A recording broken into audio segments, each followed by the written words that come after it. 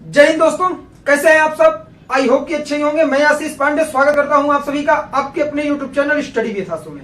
जैसा कि आप सबको पता है, प्रत्येक दिन सुबह 9 बजे आप लोगों को करंट अफेयर से रिलेटेड एक क्लास मिलती थी, लेकिन आज के वीडियो में हम लोग स्पेशली बात करने वाले हैं सी सेट के बारे में। बहुत सारे स्टूडेंट्स हैं जो 2021 का 10 अक्टूबर वाला एग्जाम देने वाले हैं, तो आप लोग बहुत ज्यादा कंफ्यूज थे। अभी संडे के दिन जब हम लोग लाइव सेशन लिए थे तो बहुत सारे स्टूडेंट्स का कमेंट्स आ रहा था कि सर सी सेट की प्रिपरेशन कैसे करें, उस पर आप 2-3 वीडियो अपलोड कर दो। तो इसमें सबसे ज्यादा जो कंफ्यूजन था वो मैथ और रीजनिंग को लेकर था। ठीक, देखिए सी सेट में इंपॉर्टेंट 3 टॉपिक हैं आपके। कौन कौन से? एक हो गया मैथ का, एक हो गया रीजनिंग का और एक हो गया कंप्रिहेंशन का। तो आज के वीडियो में हम लोग बात करेंगे कि रीजनिंग में कौन कौन से टॉपिक पूछे जाते हैं। यह आप लोगों को सिलेबस कहीं पर भी जल्दी नहीं मिलेगा, एटलीस्ट गूगल पर भी। ठीक, तो इस वजह से आप लोग वीडियो में लास्ट तक रुकिएगा। यह भी मत सोचिएगा कि जो पॉइंट मैं यहां पर लिख दिया हूं स्क्रीनशॉट लेकर आप लोग वीडियो को छोड़ देंगे, बिल्कुल चीजें समझ में नहीं आएंगी। मैंने ये वर्ड क्यों बोला कि गूगल पर भी नहीं मिलेगा। ये सारे पॉइंट आपको गूगल पर मिलेंगे, यूपीएससी के ऑफिशियल वेबसाइट पर मिलेंगे, लेकिन जो चीजें मैं बोलूंगा, जिनकी इंपॉर्टेंस मैं आप लोगों को प्रीवियस ईयर के पेपर के हिसाब से बताने वाला हूं, वो आप लोगों को कहीं नहीं मिलेगा। तो आप लोगों के हाथ में डिसीजन है कि वीडियो में लास्ट तक रहना है या फिर सब लोगों की तरह कॉपी पेस्ट करके चले जाना है। अगर आप लोग केवल नोट डाउन करने आए हैं तो आप लोग वीडियो छोड़कर अभी जा सकते हैं। मैं हट जा रहा हूं, एक बार आप लोग स्क्रीनशॉट लीजिए और यहां से चले जाइए। क्यों? क्योंकि मेरा यह वीडियो शूट करने का मोटिव बिल्कुल नहीं है कि मैं आप लोगों को टॉपिक बताऊं। टॉपिक सबको मिल जाता है, लेकिन मैं यहां वही टॉपिक लेके आया हूं जो इंपॉर्टेंट है, और इनके बारे में भी मैं बात करूंगा कि ये कैसे इंपॉर्टेंट होने वाले हैं। आप लोगों के माइंड में हमेशा सी सेट को लेकर एक भ्रांति रहती है, क्या पढ़ें क्या छोड़ें। सबसे पहले मैं आप लोगों को बता दूं कि प्रीलिम्स में जो आपके पेपर होते हैं, प्रारंभिक परीक्षा में 2 पेपर होते हैं। एक होता है जीएस का और एक होता है सी सेट का। जीएस से आपकी मेरिट बनती है, मेंस के लिए आप क्वालिफाई होते हैं। ठीक, लेकिन जो आपका सी सेट का पेपर होता है, यहाँ पास मार्किंग होता है, इसमें आपको 33% लाना पड़ता है। ठीक, तो इस वजह से बहुत लोग इसे हल्के में ले लेते हैं, फोकस करते हैं जीएस पर। लेकिन सबसे बड़ा पॉइंट यह है कि अगर आप सी सेट के पेपर में फेल हो जाते हैं तो आपकी जीएस की कॉपी ही चेक नहीं होगी। तो इस वजह से इसको भी इंपॉर्टेंस देनी पड़ेगी। और समझिएगा, बहुत ही इजी है। आज के वीडियो के बाद आप लोग रीजनिंग में कहीं भी कंफ्यूज नहीं होने वाले हैं। चलिए बिना किसी देरी के वीडियो को शुरुआत करते हैं। आइए, सबसे पहले हम लोग बात करेंगे वर्बल और नॉन वर्बल दोनों रीजनिंग आप लोगों को पढ़नी है। जितने पॉइंट मैंने लिखे हैं सारे इंपॉर्टेंट नहीं है, जो इंपॉर्टेंट है, जहां से प्रश्न बन रहा है, प्रीवियस ईयर के पेपर आप लोग देखेंगे तो चीजें क्लियर हो जाएंगी। यह वीडियो स्पेशली तौर पर किस पर है? रीजनिंग पर है, जो सी सेट में पूछा जाता है। ठीक, तो चलिए बात करते हैं। सबसे पहले हम लोग देखेंगे वर्बल रीजनिंग। वर्बल रीजनिंग के तहत सबसे पहला पॉइंट जो आता है, यहां मैं लिख दे रहा हूं क्या? Most important. ठीक, यह बहुत ही ज्यादा इंपॉर्टेंट है। कोडिंग डिकोडिंग, कूटवाचन। कोडिंग डिकोडिंग होता क्या है? जैसे आप लोग अल्फाबेटिकल रीजनिंग पढ़ते हैं, ठीक, वो पूरा का पूरा इसमें आएगा। मतलब कि कोई वर्ड दिया रहेगा या फिर आप लोगों को पूरा लिख के दे दिया जाएगा ABCD Z तक, और उसमें पूछा जाएगा कि इसके दाएं से बाएं से 8वां अक्षर कौन सा है, या फिर बहुत सारे कोड होते हैं, आप लोगों ने पढ़ रखा होगा। ठीक, उसके बाद आता है ब्लड रिलेशन। ये भी क्या है? मोस्ट इंपॉर्टेंट, रक्त संबंध। आप लोग अगर प्रीवियस ईयर के पेपर उठा के देखेंगे तो ज्यादा से ज्यादा प्रश्न अगर रीजनिंग से बना है तो ब्लड रिलेशन से बना है। और ब्लड रिलेशन में क्या होता है? बहुत ही इजी कॉन्सेप्ट है। अगर आप लोग उसे समझ गए सारी चीजें क्लियर हो जाएंगी। ठीक, पहले आप लोग इस वीडियो के कमेंट में बताइएगा कि इसमें से कौन कौन से टॉपिक आपके कंप्लीट हैं, कौन से नहीं हैं। अगर ज्यादा लोगों का कमेंट्स आता है किसी टॉपिक को लेकर तो मैं वो टॉपिक भी लेकर आ जाऊंगा।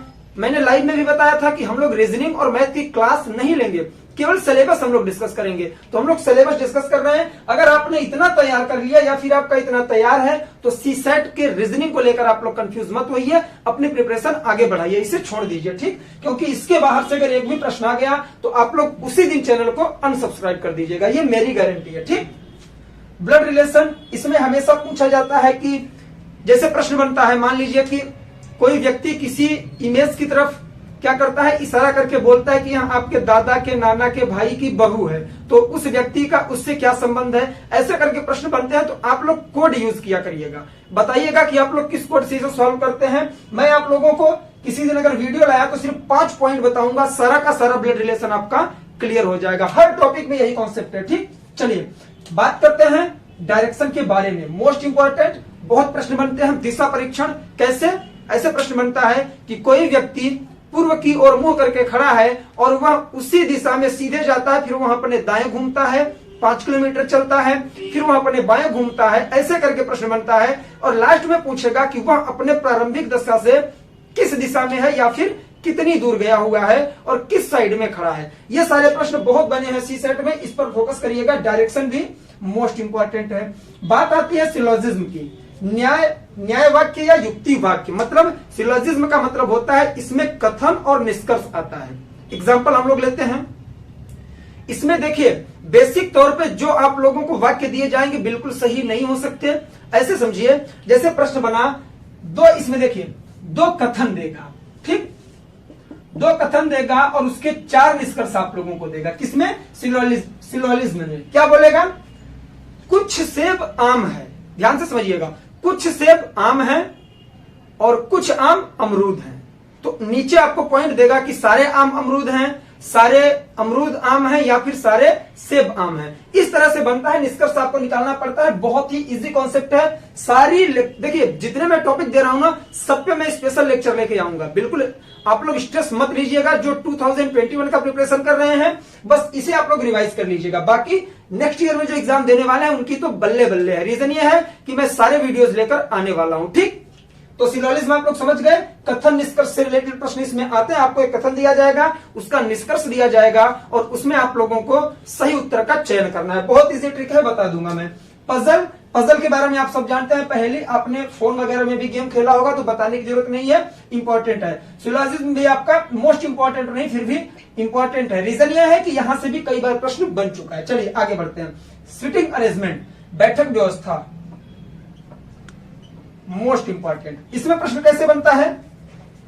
राम राहुल के दाएं बैठा है, अमन के बाएं बैठा है, ऐसे करके प्रश्न बनता है और पूछता है कि उसके सामने कौन है। या फिर एक गोले में लोग बैठे हुए हैं जिसमें 8 व्यक्ति हैं, ए बी सी डी, ऐसे करके प्रश्न बनता है, सबको बिठाया जाता है, ठीक। सिटिंग अरेंजमेंट का मतलब ही यही है कि आपको जो व्यक्ति या फिर किसी पर्सन का कुछ भी अगर नाम दिया गया तो उसको एडजस्ट करके बिठाना है। प्रश्न बनेगा कि एक गोला है जिसमें लोग केंद्र की ओर मुख करके बैठे हैं या फिर बाहर की ओर मुख करके बैठे हैं, राम रहीम के बाएं हैं, रहीम राम के दाएं हैं, ऐसे करके बनेगा और आपको सिटिंग अरेंजमेंट किया जाएगा। और लास्ट में पूछा जाएगा कि ए के दाएं कौन है या बी के दाएं कौन है, राम के दाएं बाएं कौन है, ऐसे प्रश्न बनता है। आप लोग पढ़े होंगे इसके बारे में, ठीक। सिटिंग अरेंजमेंट है, लॉजिकल है, इंपॉर्टेंट है, समझिएगा। सिटिंग अरेंजमेंट हो गया। फिर आता है क्लॉक, घड़ी, मोस्ट इंपॉर्टेंट। लेकिन यूपीएससी के पॉइंट ऑफ व्यू से अब थोड़ा कम प्रश्न यहां से बन रहा है। जैसे आपका क्लॉक हो गया और कैलेंडर हो गया, इनमें से प्रश्न कम बन रहे हैं। क्लॉक में क्या पूछा जाता है? जैसे कि कोई भी घड़ी होती है उसमें 3 सुइयां होती है। कौन कौन सी? घंटे की, मिनट की और सेकंड की। तो इसमें ज्यादा से ज्यादा जो वैल्यू होती है वो होती है घंटे और मिनट वाली सुई की, ठीक। उनके बीच का कोण पूछा जाता है। जैसे बोल देगा कि 4:25 का टाइम हो रहा है, तो घंटे और मिनट वाली सुइयों के बीच में कितने अंश का कोण बन रहा है। या फिर आपसे पूछेगा कि 0 डिग्री ओवरलैपिंग, या फिर बहुत सारे ऐसे पॉइंट इससे निकल के आते हैं कि इस टाइम पर कितना टाइम होगा, ऐसे बहुत प्रश्न बनते हैं, ठीक। तो इसे भी ध्यान रखिएगा, ज्यादा इंपॉर्टेंट नहीं है मेरे हिसाब से। इसे आप लोग नहीं भी पढ़ेंगे चल जाएगा, बेसिक कॉन्सेप्ट आप लोग क्लियर कर लीजिएगा। बात आती है कैलेंडर की। कैलेंडर से कई बार प्रश्न बना है लेकिन साल 2018 के पहले बनता था, ठीक। 18 और 19 में कैलेंडर से कुछ कम प्रश्न बने हैं, 20 में भी। तो इस वजह से इस पर फोकस करिए, क्या पता यहां से आप लोगों से पूछा जा सके। कैलेंडर में क्या होता है? जैसे डेट दे देगा, पूछ लेगा कि 15 सितंबर 1975 या फिर कोई भी डेट देगा, पूछ लेगा कि इस डेट को कौन सा दिन था। बहुत ही इजी फॉर्मूला है, मैं बताऊंगा सारी चीजें। जिस दिन रीजनिंग स्टार्ट होगी आप लोग कहोगे वाकई सर जो चीजें आप बता रहे हो किसी भी यूट्यूब चैनल पर नहीं है, तो बिल्कुल स्ट्रेस मत लीजिए। बाकी आप लोग जो 2021 वाले हैं इसे रिवाइज करिए, ठीक।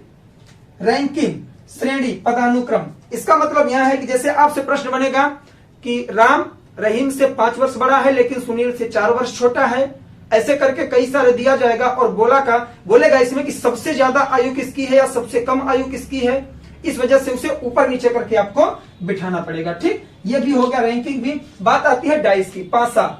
पासा आप लोग अच्छी तरीके से जानते होंगे, जैसे कि लूडो होता है इसी तरह से होता है पासा, और इसके बारे में भी आप लोग आई थिंक पढ़े होंगे, नहीं पढ़े हैं तो रिवाइज कर लीजिएगा। पासा से प्रश्न बनता है, जैसे 1 सरफेस कॉमन, 2 सरफेस कॉमन, और नो सरफेस कॉमन, ऐसे करके प्रश्न बनता है इसमें। ठीक, बहुत इजी है, इजी कॉन्सेप्ट है, सारा क्लियर हो जाएगा। बस आप लोग इसे सिलेबस के थ्रू नोट डाउन कर लीजिए। और अगर आप लोग 21 वाला एग्जाम देने वाले हैं तो इस पर भी 2 से 4 प्रश्न आप लोग सॉल्व कर लीजिएगा। क्यूब कटिंग, घन, ये भी आप लोग जानते हैं घन कटिंग कैसे होती है, इस पर भी वीडियो आएगा।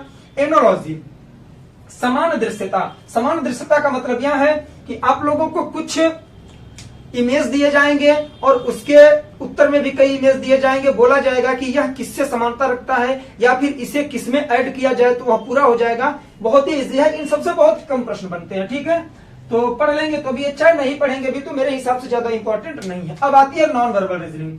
नॉन वर्बल में सबसे पहले आता है वाटर इमेज। ठीक, वाटर इमेज का मतलब है जल प्रतिबिंब। उसमें दिया जाएगा कि एक तरफ पानी रखा गया है, कोई व्यक्ति खड़ा है, कोई वस्तु है और वो पानी में उसका प्रतिबिंब कैसे बनेगा, इसमें भी ट्रिक है, मैं बताऊंगा। ठीक, आप लोग रिवाइज करिएगा जरूर अगर 21 का एग्जाम दे रहे हैं। उसके बाद आता है मिरर इमेज, मतलब कि दर्पण प्रतिबिंब। यह जल प्रतिबिंब है और यह दर्पण प्रतिबिंब है। इसमें भी यही होगा कि शीशे में रखा रहेगा, एक तरफ शीशा रख दिया जाएगा, सामने वस्तु रखी जाएगी और पूछा जाएगा कि इसकी इमेज शीशे में कैसे बनती है। ठीक, और उसके लिए अगर आप लोगों का प्रश्न बने, मैं आप लोगों को एक ट्रिक बता दूं, कहना नहीं चाहिए। अगर आपको कौन सा वाटर इमेज या मिरर इमेज अगर पूछ रहा है तो आप लोग एक काम करिएगा, पेपर में जो इमेज होगी बनी, ठीक ध्यान से सुनिएगा, पेपर में जो इमेज बनी होगी वो पेज आप लोग उठा के थोड़ा ऊपर कर देंगे ना तो उसमें उसकी परछाई दिखेगी पीछे। क्लियर हो जाता है, कॉन्सेप्ट है, अगर आप लोग जानते होंगे तो। बाकी इसका यूज मत करिएगा, सही से प्रिपरेशन करके जाइएगा। ठीक, पेपर कटिंग, ये भी आप लोग जानते हैं, पेपर फोल्ड करके काटा जाता है, ट्रिक पर बेस होता है, क्लियर हो जाएगा। सीरीज ऑफ फिगर्स, क्या सीरीज ऑफ फिगर्स, बहुत सारे फिगर्स आपको दिए जाएंगे और उनके बारे में प्रश्न बनेगा, कौन किसके बीच में है, कौन किसके ऊपर है, ऐसे बनता है, आप लोग पढ़े होंगे, ज्यादा इंपॉर्टेंट नहीं है। इंपॉर्टेंट बढ़ के आता है आपके सीसेट के लिए नॉन वर्बल में से काउंटिंग ऑफ फिगर्स। ठीक, यह कैसे होता है, मान लीजिए ऐसे एक ट्राइंगल दे दिया जाएगा आप लोगों को, ठीक, और उसमें ऐसे कर करके ट्राइंगल निकाल दिए जाएंगे। ठीक, ऐसे कर करके, और पूछ लिया जाएगा कि ऊपर दिए गए चित्र में कितने त्रिभुज हैं। ठीक है, ऐसे करके प्रश्न बन सकता है आपका, ध्यान रखिएगा। ठीक, तो इस वजह से ये सारी चीजें आप लोग पढ़ लीजिएगा। इंपॉर्टेंट मैंने कितना बताया, अगर अब आते हैं पूरे वीडियो के समरी पर। अगर जितने पॉइंट मैं बताया हूं अगर काउंट करिएगा, 12 किसके हैं वर्बल के और 5 किसके हैं नॉन वर्बल के, 12 5 17। 2 दिन में आप लोग इसे रिवाइज कर सकते हैं अगर सही तरीके से पढ़े हैं। और मैं एक चीज बता दूं, जितने लोग रीजनिंग को लेकर कंफ्यूज थे, इसके बाहर अगर आप लोग पढ़ेंगे तो कंफ्यूज हो जाएंगे, क्योंकि सीसेट आपसे क्या मांगता है, सिर्फ पास मार्किंग। ठीक, यह आपका एक तरह से मेंटल एबिलिटी टेस्ट है, मतलब मेंटली एबिलिटी टेस्ट, कि इसमें आप एक यूपीएससी के एस्पिरेंट्स हैं या नहीं, आप प्रशासक बनने लायक हैं या नहीं, आपकी तर्क शक्ति पर है। ठीक, लॉजिकल रीजनिंग भी आती है। लॉजिकल रीजनिंग का मतलब यह हुआ कि जैसे ये सारी चीजें हैं यह लॉजिक के थ्रू ही आती हैं। ठीक, सारी चीजें लॉजिक के थ्रू आती है, तो लॉजिकल रीजनिंग पढ़ लीजिएगा। बाकी रीजनिंग में इससे ज्यादा कुछ नहीं पूछेगा। अगर आप लोगों का कमेंट्स आया तो कल मैं बात करूंगा कि सी सेट के लिए मैथ का सिलेबस क्या होगा, बहुत लेंदी है, बट मैं इसी तरह से इंपॉर्टेंट चीजें आप लोगों को बताऊंगा। अगर आप लोग गूगल पर जाओगे इससे बहुत ज्यादा टॉपिक आप लोगों को मिलेंगे रीजनिंग में भी सी सेट के लिए, लेकिन मैंने कोशिश की है कि जहां से प्रश्न बने हैं, जो आपको पढ़ना कंपलसरी है, वही मैं आप लोगों को बताऊं। तो चलिए, इसी तरह से अगर प्यार मिला आप लोगों का, आप लोगों ने कमेंट्स बढ़िया किया, तो मैं नेक्स्ट डे लाऊंगा मैथ का सिलेबस। ठीक, तो चलिए आज के लिए बस इतना ही। उम्मीद करता हूं कि आप लोगों की प्रिपरेशन सही तरीके से चल रही होगी और यह वीडियोस आप लोगों को काफी हेल्प कर रहे होंगे। तो चलिए मिलेंगे नेक्स्ट वीडियो में, तब तक के लिए जय हिंद, जय भारत, बाय बाय। आप लोग अपना ख्याल रखें, पढ़ाई लिखाई करते रहें।